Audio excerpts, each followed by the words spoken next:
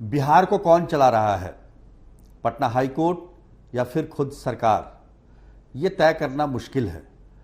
क्योंकि जिस तरीके के हालात आजकल दिख रहे हैं उससे तो यही लगता है कि बिना कोर्ट गए बिहार में कोई काम ही नहीं होता है।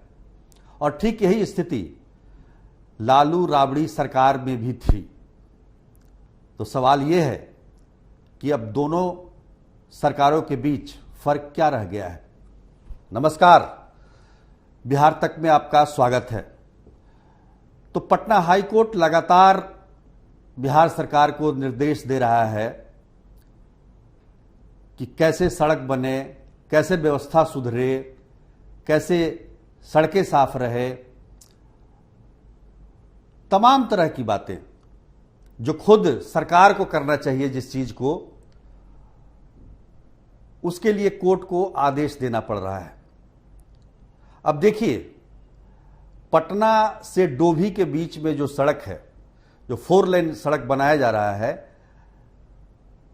पिछले कई वर्षों से ये सड़क बन रही है। मुझे लगता है कि दशक होने को जा रहे हैं, लेकिन अभी तक ये सड़क बन नहीं पाया है। अब हालात ये हैं कि पटना हाई कोर्ट ने एक वकीलों की टीम बनाई है जो जाकर देखेगी कि आखिर ये रोड, ये सड़क 4 लेन क्यों नहीं बन पा रही है। आपको पता है कि डोभी, जो कि जीटी रोड को जोड़ता है गया से और गया को फिर पटना से, कितनी महत्वपूर्ण सड़क है ये। और इसको बनाने की, इसको 4 लेन करने की मांग काफी दिनों से थी। सरकार ने इस पर रोड को बनाने के लिए कई बार टेंडर भी किया, लेकिन हर बार कुछ गड़बड़ी होने की वजह से ये लगातार इसमें देरी होती रही। अब कोर्ट को इसमें आना पड़ा है। चूंकि गया एक अंतर्राष्ट्रीय जगह है, बोध गया, जहां पर अंतर्राष्ट्रीय पर्यटक आते हैं, उनको वहां पहुंचने में इतनी दिक्कत होती है इस सड़क की वजह से। अब कोर्ट ने एक वकीलों की टीम बनाई है जो जाकर जायजा लेगी कि आखिर इस सड़क को बनने में देरी क्यों हो रही है। केवल एक ही सड़क नहीं, तमाम जितने भी NHAI के नेशनल हाईवे जो हैं, उनको बनाने में बिहार में दिक्कत होती है। आप देख लीजिए, हाजीपुर से जो छपरा सिवान की जो 4 लेन सड़क है वो अभी तक नहीं बन पाई है।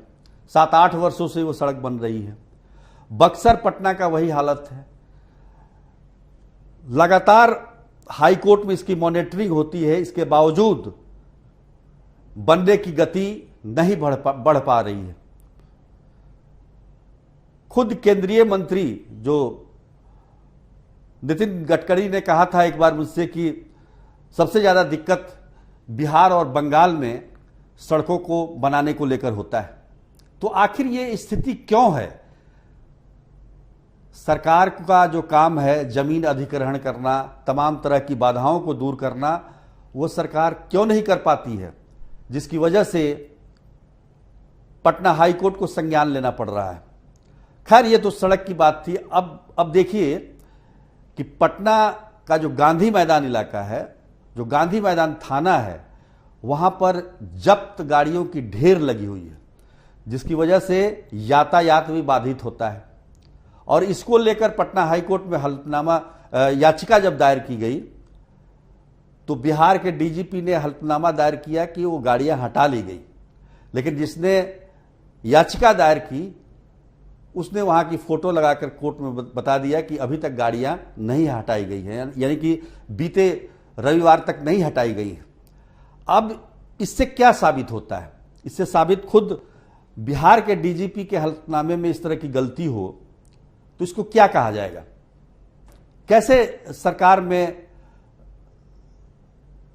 जो प्रताप है उस सरकार का, वो कैसे चल पाएगा?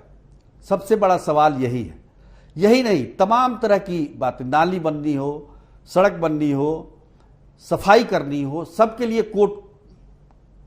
कोर्ट के शरण में जाना पड़ता है। अब पिछले साल जो कोरोना काल था, कोरोना काल में कोर्ट ने पूरी मॉनिटरिंग की, एक एक चीज की, किस अस्पताल में ऑक्सीजन है, किस अस्पताल में क्या सुविधाएं हैं, और तब जाकर ये सुविधाएं पूरी हुई, लोगों की जान बची।